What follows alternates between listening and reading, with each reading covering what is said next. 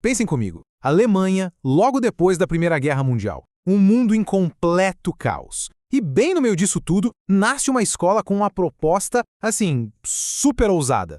Criar uma nova ordem para o mundo. E o objetivo deles, olha, não era pouco não. Não era só criar objetos, mas sim um jeito totalmente novo de viver. Essa era a grande promessa da Bauhaus. E no coração dessa revolução toda, a gente encontra os textos fundamentais de 3 dos seus mestres: Walter Gropius, Wassily Kandinsky e Laszlo Moholy-Nagy. Isso aqui não eram só livros, eram os verdadeiros projetos, a planta baixa de um mundo novo. A premissa era revolucionária, mas até que bem simples. Era preciso derrubar de vez a barreira entre o artista e o artesão. A ideia era juntar a criatividade da arte com a eficiência da produção industrial. E o resultado dessa soma, para eles, era simples: o futuro. Mas a Bauhaus não queria só criar uma obra de arte total, o tal do Gesamtkunstwerk. Eles foram muito além. Como o próprio Moholy-Nagy descreveu, eles buscavam uma síntese de todos os momentos da vida, uma obra total de vida, um Gesamtwerkleben, um mundo onde o design e a função estivessem em cada cantinho da sociedade.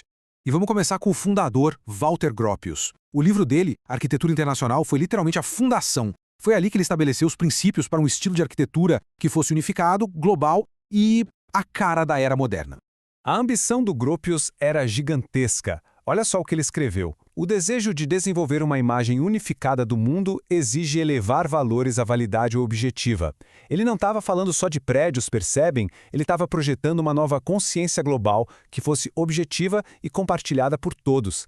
Tá, mas como é que se alcança essa tal objetividade? Para o Gropius, o caminho era eficiência e função. A forma tinha que seguir a função. Ponto final.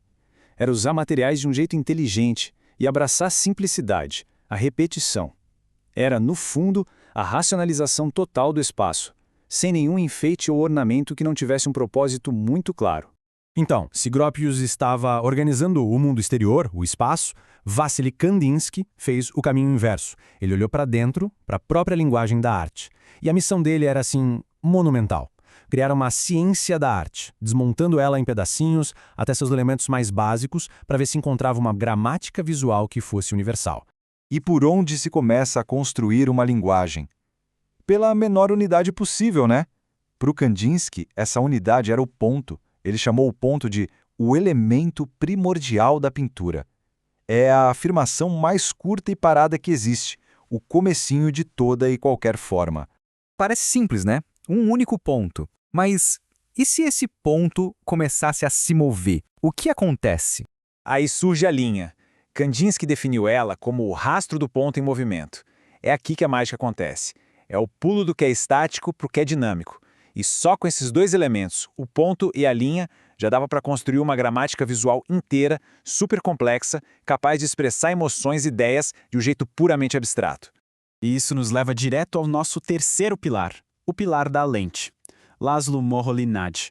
Se Gropius era o arquiteto e Kandinsky o gramático, Moholy-Nagy era o futurista do grupo. Ele olhou para a tecnologia não como uma inimiga, mas como a ferramenta perfeita para uma nova visão do mundo. Para o Moholy-Nagy, a fotografia foi um divisor de águas. Ele achava que ela libertava a pintura daquela obrigação antiga de só ter que representar a realidade. A câmera, com seu foco na luz em vez de tinta, era a ferramenta mecânica perfeita para capturar o mundo. E isso deixava a pintura livre para fazer o que ela faz de melhor, explorar a pura composição de cores. E a fotografia não era só sobre representar, era sobre expandir. A câmera podia fazer coisas que o olho humano simplesmente não consegue. Ver de cima, de baixo, de ângulos improváveis. Podia congelar um movimento no ar e revelar texturas que a gente nem sabia que existiam. Moholy-Nagy dizia que isso não era só uma técnica nova, era uma expansão da própria percepção humana. Ok, então, como é que essas 3 visões se juntam?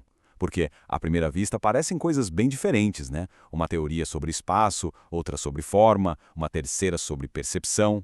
Mas, na verdade, elas eram todas peças de um único projeto.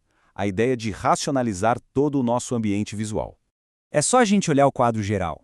Temos Gropius, com a arquitetura, cuidando da racionalização do espaço. Depois vem Kandinsky, com sua análise da forma, propondo a racionalização da imagem. E, por fim, Moholy-Nagy, com a nova visão dele, trazendo a racionalização da percepção. Juntos, eles criaram um sistema completo para entender e para moldar o mundo moderno. E o impacto disso tudo é só olhar ao redor.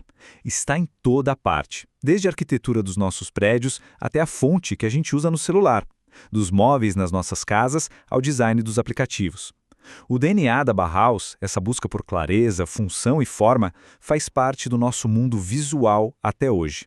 Isso tudo acaba deixando a gente com uma pergunta no ar. Se a Bauhaus conseguiu definir a linguagem visual da era das máquinas, qual é a linguagem visual da nossa era? A era da informação, do digital? A busca por essa resposta? Bom, essa busca ainda continua.